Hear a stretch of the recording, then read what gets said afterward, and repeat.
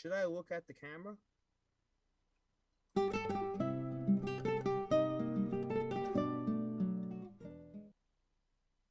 Hello, everybody, and thank you for joining us today for our Little Italy of LA podcast. We are thrilled to have you join us. I am Deborah Zara Kobylt, and we are joined by John Viola and Patrick O'Boyle. Hi, guys. Good to Thank be you. here. Thank you so much for bringing us telematically into your world. Oh, we're thrilled to have you into our world. You are both two of the hosts of the show, Greetings from Italian America, and also, of course, the Italian American podcast. And recently, you both, in addition to your counterpart, came down to our area of Little Italy down in Los Angeles in San Pedro to come and visit us. So thanks for coming. Oh, it's an amazing time. We were Yeah. we spent a week and a half all over Italian California. Couldn't have been happier. It was Yeah. enlightening. In a really sincere sense, it was enlightening. Yeah. I mean, when people think Um, of it, go ahead. I could tell that I'm just going to have to give it up. Go ahead. you could. It's a Go ahead. choice. It's a choice we make in life to give up, to not give up. So what I learned, just cut me off when you feel like it. But what I I will. learned, I was surprised, that there's an autochthonous Italian American community there. It's grows naturally from the ground, in the sense that it's always been there. If you take Right. places like, say, Southern Florida, there's a strong Italian American presence in Southern Florida. But on the West Coast, it's people from the Midwest, and on the East Coast, it's from New York. But maybe it's at most 50 years old, 40 years old. Maybe really Hmm. took off in the 80s. But what's different about California is that there is a community that's comparable in age, to what we have on the East Coast. And I think San Pedro, I know we had discussed that earlier, San Pedro really drove that home to me. Um, Yeah. it's there, everybody's from Ischia. There's a strong sense of being Ischitana amongst the people. The establishments have that connection. It's either with the food that they make, or we were in, was it Joe's Bakery, John? That Yeah. we were in, and they had a crochet, not crocheted, a lace made image of Santa Restituta, who's the patroness of Ischia, right? Of their town in Ischia. And I was like, okay, wow, this could have been in New York, right? So you could, I should say New Jersey, but it could be in New York. You could just take it up, and the weather was different, right? The weather was different. The surroundings looked different. But there was, while we were filming, because the bakery was closed on the particular day that we filmed, it's their day off during the week. Somebody just walked up who they knew for a piece of pizza, thinking that they were open. And it was completely natural. And there was little things like that when you saw that this is a real community, and that there's real people who are a part of it. So, I mean, John, would you concur with that? Yeah, it was amazing to see a place that's America's newest Little Italy. Right, it only created this designation a few years back, right before COVID, actually. Uh, Getting sort of doing advanced work to move into the 21st century. But underneath that newest Little Italy is one of the oldest Italian communities in the country, and one of the strongest. I mean, there's still a huge population down there. We were really positively impressed. And after I lived for a year or so in Southern California, so I never knew it was there. I missed out on such a great community while I was living there. Mm. I, Well, Los I, Angeles. I'm giving it up to you. Go ahead, Patrick. I found, because you try to calculate in your head the dynamics, right? I think that the difference with the East Coast is there's just numerically much larger numbers, right? So if you take New Jersey, which has roughly a population of 9 million, in the last census, 2 million people identified as Italian American. I think that those percentages probably are less in Southern California. So the Italian presence isn't as obvious, but I wouldn't say it's less authentic. Because I think that the perception, the incorrect perception, especially the New York metro area, we have, New York. It's just us, right? It's just our the real. If it's real, authentic, it's in New York. So there's no Italian community as good as New York. There's no food that's as good as New York. And as you start to go around the country, you realize how baseless that is and inaccurate. And I Right. just think, Which and I think that's one of the, I mean, we were in San Francisco. I had a focaccia in San Francisco. I would fly back just for this focaccia. It was a that'd be glorious fun. focaccia, and oh, you have no, it was that good. It was a scallion, it was a scallion based focaccia, and the owner of the establishment didn't want us to film inside, and that's such a New York thing, something you would have here. What are you going to come in for, stuff like that, and we take it, we eat it outside. And I said, I wish I could get this guy on film because it was such an authentic experience. So the authenticity was there of the surroundings, the antiquity of the establishment. I think it was from the 19th century. It was like the 1890s, 1880s. It opened. All that was there. But what was really, and what I think is very indicative of California, the quality of the food was so good. That focaccia was excellent. I mean, you go to some Italian places around the country, you got to smile. Maybe the food isn't as good as that it is on some other places. But this was outstanding, and I think that's some of the stuff that California brings in: really fresh produce, access to really fresh food. John, what's your take on that? It works in an Italy sense, in that sense that you have access to all that. Yeah, I was so pleased to see how much the Italian side of California reflects the best of Italy in terms of quality ingredients, the weather. I mean, yeah. Well, look, I'm from back east, as I think you both know, and I understand You're from the New Jersey. personality. That's on an even higher level.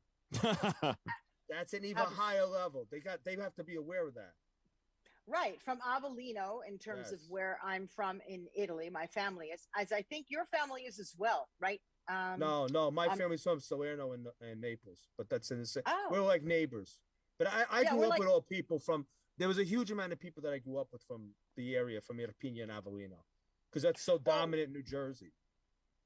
oh, definitely. I mean, including Tony Soprano from The Sopranos, but Correct. if you want to sort of include him, if you will. But what I found different about the community from living there much of my young life, and then, of course, living here, um, there seems to be sort of a different attitude. They seem here to be almost a little gentler, may I say that, than the ones back east. From what I recall, everyone has their own sort of distinct personality. But what binds us all together, as you know, just from your show, right? Greetings from Italian America, is so much the history, the culture, the food.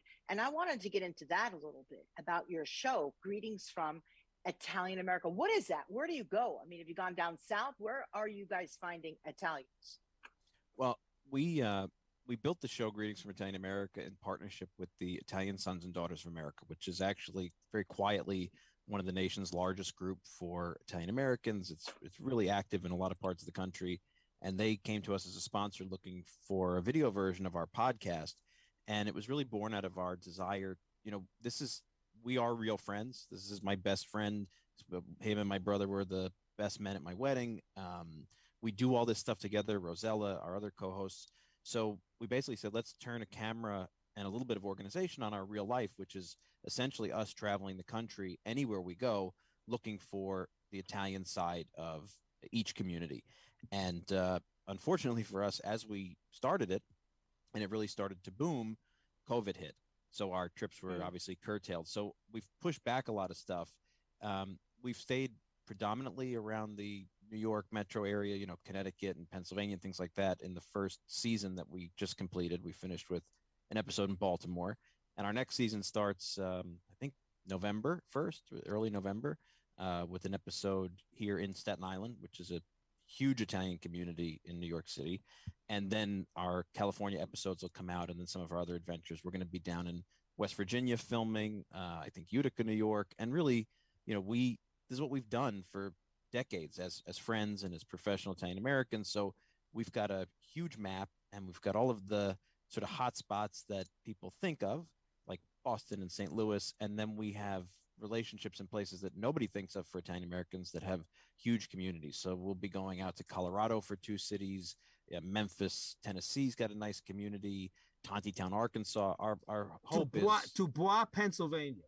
yeah, We yeah. found this is the crux of what we've evolved into, is that our job is not our job, our mission is to convey information, correct information, that and at least in my perspective of it. And if you take a general 300 and odd million Americans that we have today, they have certain, those who are not Italian American, and some who are but are removed. They have a very kind of like tableau-esque view of what we are and where we are. So they incorrectly think that there's places like maybe South Philly, which is an Italian community, or places like New York, Little Italy, which was an Italian community. But there's Dubois, Pennsylvania. And why do I bring up Dubois, Pennsylvania? John and I were driving from Cleveland with a friend of ours, Joy Vitale, to New York from someplace from an event we had to go to in Cleveland. We're driving, and John has us. John is fantastic at this. He wants to be the king of American red sauce joints. So we got to find out where the red sauce joints are. So we were passing by Dubois, Pennsylvania, which is in central Pennsylvania, and we type in and we find out there was an Italian community. So we go to a restaurant. They had all the old pictures. They had, the Italians of Dubois, some book like that in the front in the display case. In the next town over, there was an Italian deli where the guy's town, he makes his own sausage. It's the best sausage you're ever going to have. He's very proud of his sausage. There's a bakery there. And who would ever find them on a map?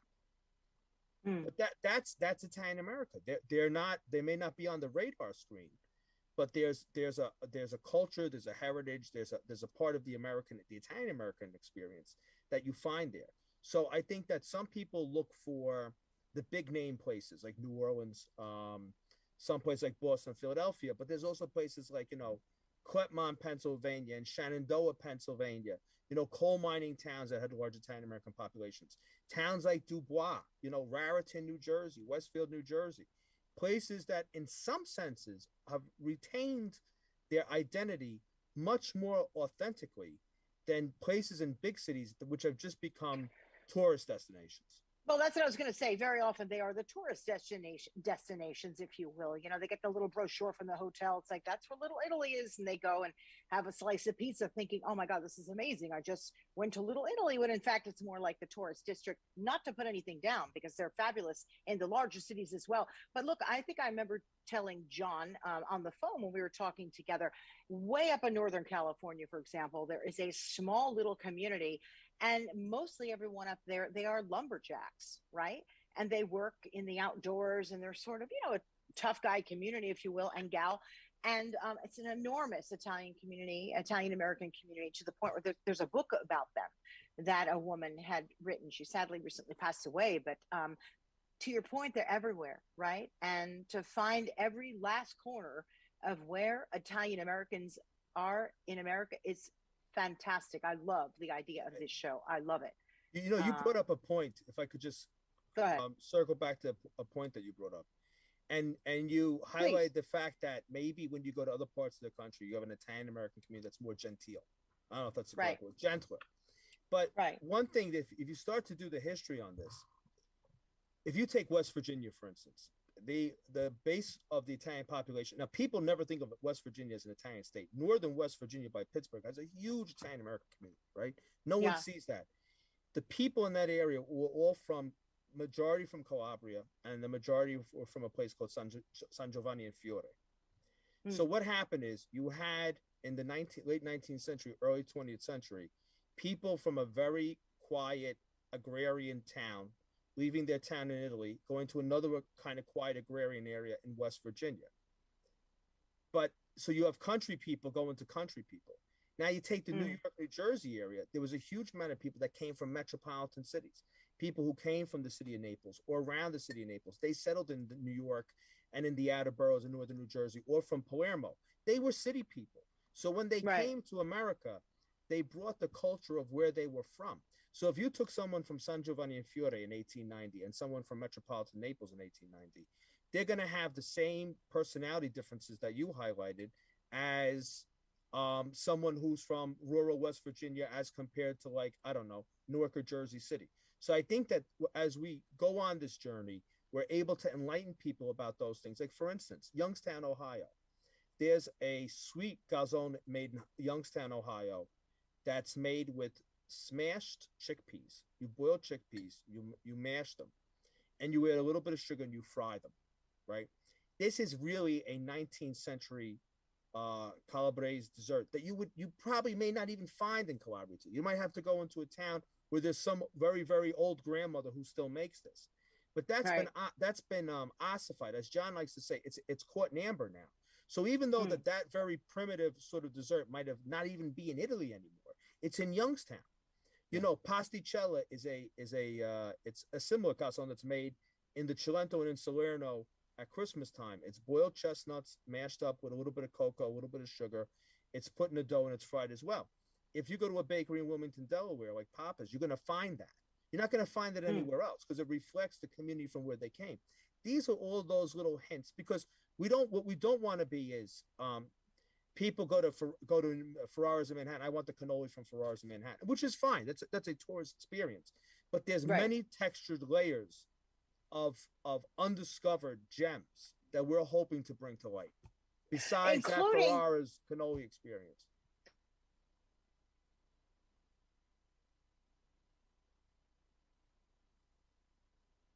To today's people, I was talking to someone who's in her very early 20s, and she was telling me, we continue the tradition, but we also continue it in our language, if you will, in our way. I'm not to say that they don't speak the Italian language. I just mean, for a younger generation. Does that make sense? You know what I mean? Oh, yeah. Millennials are a hit because millennials are. I'm a Gen Xer, right? So I'm wired different than they are.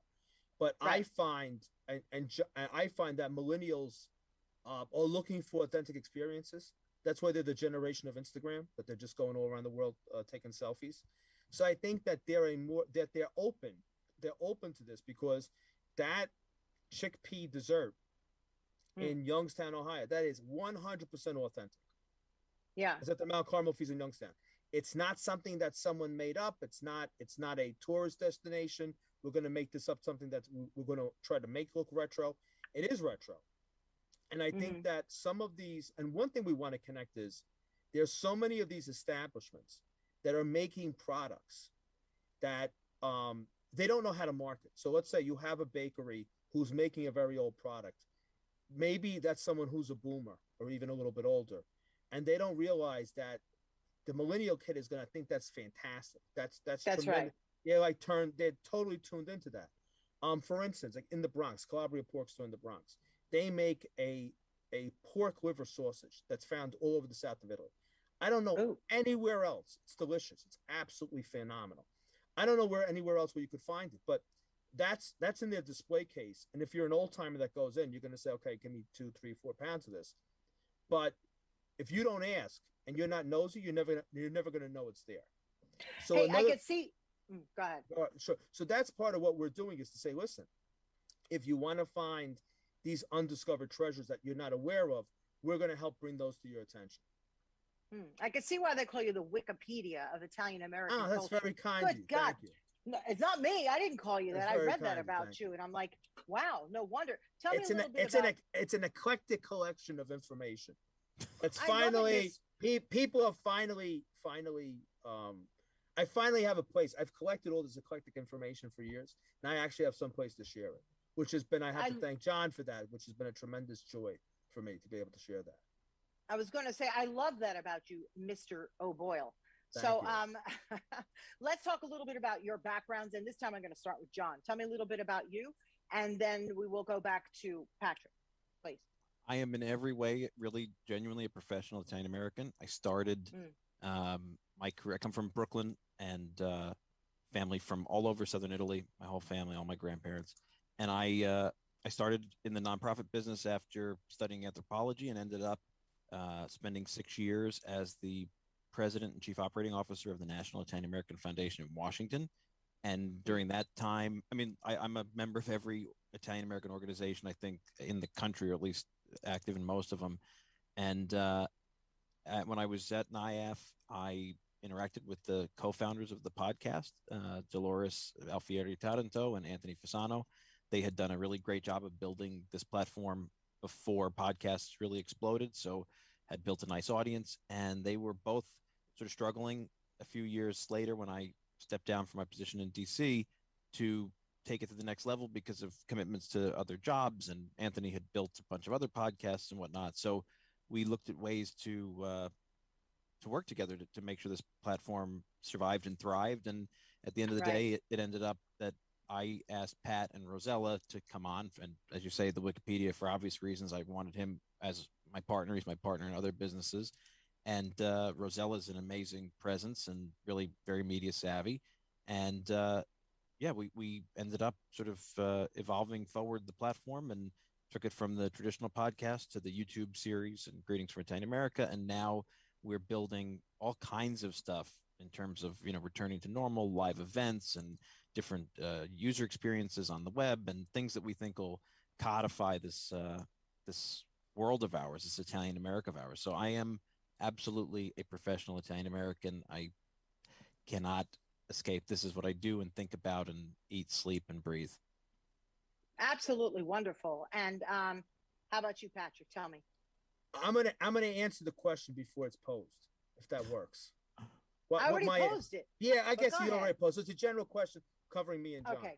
So go ahead. Let's go to my name. I am a first generation Irish American. My father was born and raised in Ireland and came to the United States as an adult and went to Jersey City. But my mother's family is 100% Italian American, from Jersey City, and I lived there. I lived in Jersey City in the late 1970s when it was a community in, I guess the easiest way to say is in transition. So I was one of the last people to have the experience of a million Italian relatives living on the same block in houses next door to each other. And then it all suddenly ended. I could remember, and I've been articulating this to a lot of people lately, and I realized that it's now 40 years on, it's some people don't really understand what happened. You would go into an Italian business with my grandmother, and she would say, like, but do you want the cookies? I'll get you the cookies now, because who knows if they'll be open the next time we come back. Everything was closing. So the urban decay of the 70s, this bakery's closing and that restaurant's closing, and your neighbors are moving and your cousins are gone. And then all of a sudden you had this universe that's just disappearing, right? And you really can't understand why as a child. And I'll go to downtown Jersey City now, and I say all the time, the Lenny Lenape with the Native American community of New Jersey, the Native Americans of New Jersey with the Lenny Lenape. They were there, but there's very few monuments to indicate that they were. And I feel with the Italian Americans in Jersey City, it's not as severe, but it was one of the largest Italian communities in the country, and it's just the footprint is gone, and the businesses are gone, and the civilization of it was gone. And I think it was a great loss to the mosaic, to the quilt that is American culture. And I think that we gave up a lot of artisanal kind of products and authentic interactions with neighbors who we relate to and that we knew for suburbs and fast food. So I think that the reason I collected these stories was I knew the people who were dying, who would tell you this happened here or that happened there. I have this memory. And there was no place to store it because so much of America had moved on, the boomer who moves to the suburbs. So I started to eclectically collect in newspaper articles or stories or vignettes that people told me all this information. And now I feel that with John and I and Rossella and the rest of the team, what we're doing is we have the opportunity to share this information with people for the places where this is still going, where this is still alive. And I also want to say, I'm going to interject for a second. Sure. How great, though, that we have these kind of platforms, right? Because we really can connect like incredible with the audio podcast, with YouTube, and everything else. Wow, it's like a great connector. I mean, look what you found when you came to Los Angeles, when you came to our area. There's a lot of Italians here, but our area where we have designated Little Italy is new. And we're looking to really, grab a hold of the younger Italian Americans, but also continue with the tradition that's always been there. And I just think it's a fantastic opportunity to sort of bring back what's been lost, right? To your point. And to create new traditions on top of the old, right? And I think part of it is we want to deliver good news because so many of these establishments have been given the Kool-Aid of it all dies with you. So your kids are going to go on, they're going to get the white collar job that they're supposed to get. You're going to sell enough of pizzas to pay for their MBA. And then your pizzeria is going to die and a fast food place is going to move in, or your bakery or your shoemaker store, whatever. But is anyone coming to tell them that you are part of the artisanal tradition of the United States, that you are a shining gem in the diadem, which is the American experience, which is the vast collection of cultures that amalgamated into a people that made the United States? No one's giving them that positive message. They're giving them, well, I used to buy 10 pounds of sausage, but now all my family's dead and my kids don't come at on every Sunday to eat because they're running their kids back and forth to lacrosse, and so I'm going to get 2 pounds, and eventually I'll be gone, and then you're not going to have a business, right? And that's not necessarily the road that has to go down, because if you give millennials or you give younger people who are, and they're not the only people that watch what we do, but it's definitely, being a generation that grew up with the internet, it's definitely a home audience for us. They are starting to see that, gee, when you're passing by Klepmont or Shenandoah or Dubois on the highway, it's worth it to stop off. And if you want an authentic experience, there's Joe behind the deli counter that made the supersad that's hanging in the store. So you don't need to buy the Whole Foods, and that's not a bad, but you don't need to buy the Whole Foods premium Italian charcuterie. What's that word? Charcutier? I never get that word. Charcuterie. Charcuterie, right? Charcuterie. Charcuterie, when Frank is actually making a Joe or Tony in the butcher shop. Yeah. So we're hoping, we're not trying to change history. We're trying to open up avenues that people who want these products and these experiences can find the people who are authentically still providing it. And Deborah, if I could just add to that, one of the things that's so important to us with the platform is, and because we have this younger audience, and that's, harder to come by in ethnic and identity work and in community leadership, we always say, we want to make sure when we talk about the culture, we don't talk about preserving the culture sort of, on a grand scale, certainly preserving and celebrating parts of it, but really also evolving it forward, because, we don't want to lose sight of the sacred for the profane, because, I know families who, like Pat said, have lacrosse on Sunday. They can't do Sunday at Nona's house, but they make a point to have a Wednesday night dinner with their family and recreate it there. And, there's no textbook or rule book to being Italian American. It's an individual experience for 25 million of us. And if you keep, some people, the families stopped making wine or jarring tomatoes. And now we find lots of our listeners turn to the Wikipedia, Pat. And, we've set people up in groups so they do it together. So it's not your grandmother and your mom leading you in the tomato jarring, but it's you and a bunch of our other listeners who are making time as community members to do this. So evolving these things forward is really important for us. And that's the thing I loved most about our time in California, was seeing that courage really and commitment on younger generations to do that. Like, seeing how in San Diego's Little Italy, for example, so many new Italian businesses have opened alongside those that remained from the beginning. And in LA, in San Pedro, the restaurants where the third generation was taking over, and they weren't necessarily freezing the menu because, okay, grandpa made this, I have to make this. They were doing really fun and exciting new things and keeping some of the favorites there and building a new clientele while maintaining the old. And like that sort of go west young son spirit of California, I think, has eked into the communities there. And I was really impressed because, like Pat says, here we just hear people go, nobody's going to be here in the next 2 years and we'll just close it. Or, this not like it used to be in the 60s, so we should close. And in California, maybe it's just indicative of the state. It was like, no, we can do this in a new and exciting way. And California is by definition chill. Even when it's not, or even when it shouldn't be, right? But it's a state that pumps out a chill vibe.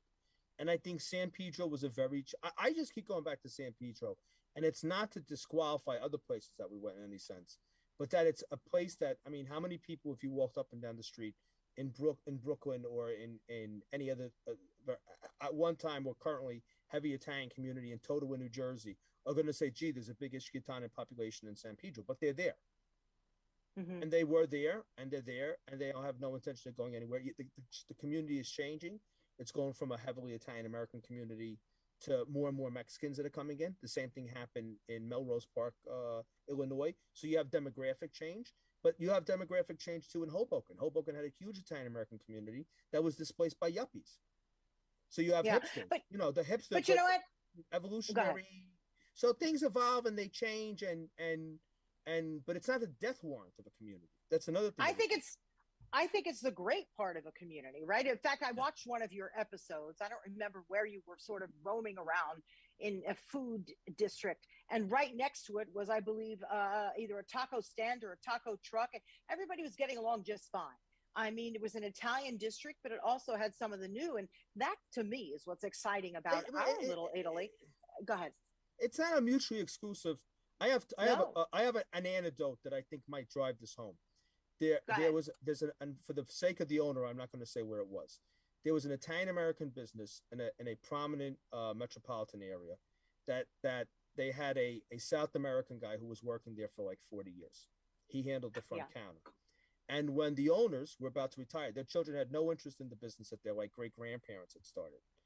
The Hispanic who worked the register wanted to buy the business, and the owner agreed. But he said the one thing is, I don't want anyone to know that I own it now, because everybody connects the product to your family. So he went on for years running this business and never told anyone that he was the owner. He still acted like he was the owner. Oh, he never comes around anymore, the owner. They never come around anymore. I run it. But he was the owner. I thought this is a great story because it's so, he was making the exact same product that he was taught to make by the family. But his choice as a non-Italian American to continue an Italian tradition prevented that business from going under, right? Whereas the children were like, oh, we got white collar jobs now, we're out of it, right? And I just said to myself, this is such an American experience. There's a Sicilian business in New Jersey where I walk in and there's all Peruvians working the counter, and they're screaming at the boss in the back in perfect Sicilian with the hard ass. And I said, if this isn't America, right? And they not only were they speaking Sicilian, they were arguing like Sicilians, right? Screaming to him in the back. And I was like, this is, and what part of our message is that evolution and change does not necessarily define an ending.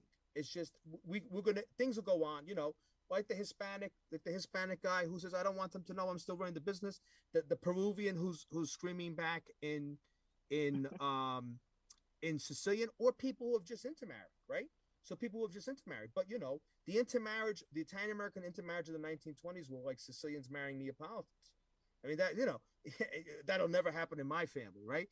And that's just, see how far we've come. So we're trying to say it's a positive message. We're not here to write the obituary of these communities. We're here to show that they still exist. Many of them are thriving. They have phenomenal experiences that are Italian American experiences, are very much American experiences. And to people who are fascinated by stories like we just told, we want to tell you where those places are and where you can go to experience these things, but most importantly, where you can eat well. Would you say that, John? If you're in San Francisco, you have to go for that focaccia. Okay, I just want to tell the whole trip. I'm sorry. Before I let you guys, no, don't be sorry, please. Before I let you go, I want people to know what happened before the cameras were on. John didn't even want to come on because we were trying to get his shot straightened out, right? And he goes, I don't even want to do it. No, Patrick. That was Patrick, me. Sorry. Was me. Patrick, the one in blue. Sorry about that. Correct. Patrick was like, John, you take it over. I don't like my shot. I am very glad, Patrick, that you decided to stay with us, because you are such a wealth of so much, and you're a gem yourself. You really are. Thank you.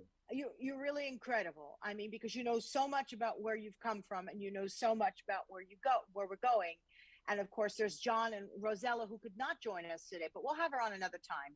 And gosh, I sure hope you come back here to our little Italy in LA. I'd love to show you around here and even some other parts of LA. I'm not sure where else you went around, but what we're trying to do in such a short time that we've been around is very exciting.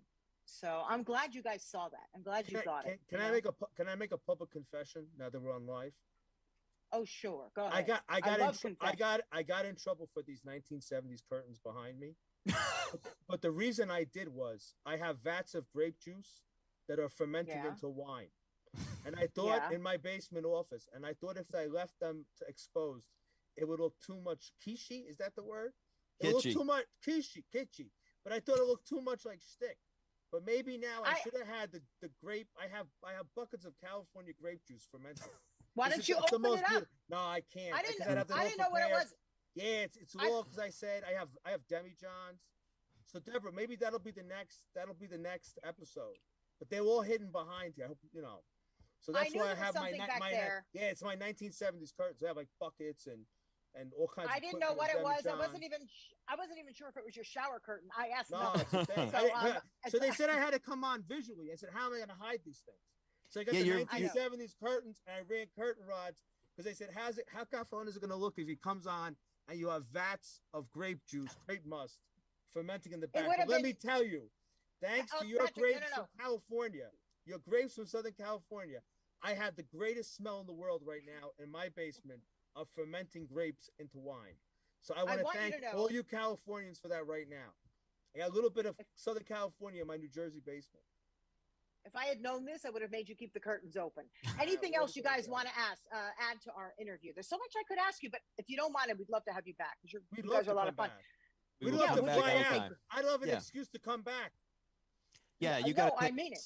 You got to take us around. You got to take us up to Northern California to this loggers community, and any gems out there that you or anybody else in California and San Pedro and beyond, send it our way. You can find us on social media. You can find us at ItalianAmericanPodcast.com. Our Greetings from Italian Americas on YouTube, and we're on all different social platforms. And Pat, like Pat says, first of all, let me say it's amazing that you got him to do video today, Deborah, because he hates it, and he is my best friend, so I say this about him, but he's the smartest person I know and makes the show, and we really love working together.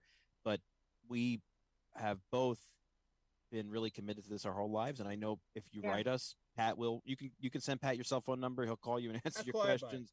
He calls me up. I love to talk all day long. Yeah, he does. So we, send us your leads. Yeah, send us the places you think we should go, the businesses you think we should visit, and that's our mission in life. This is what we do. So we're here to visit everybody. So let us know if you're out there to eat. Number one, that's the number one goal. So if you have a good eatery, that's like my priority personally. That's my own personal priority. I'll send you some leads myself. But also, just like what we're doing here, right? Little Italy in LA. I mean, people were like, there's a Little Italy there. It's like, hell yeah, there's a Little Italy here. And there's a museum. Our dear friend, Mariana Gatto, Cavaliere, has the museum there. An absolute there's so much spot. Yeah, there's so much that you can learn. In fact, I think you had one of the guests on that I had on as well. He was recently in a film.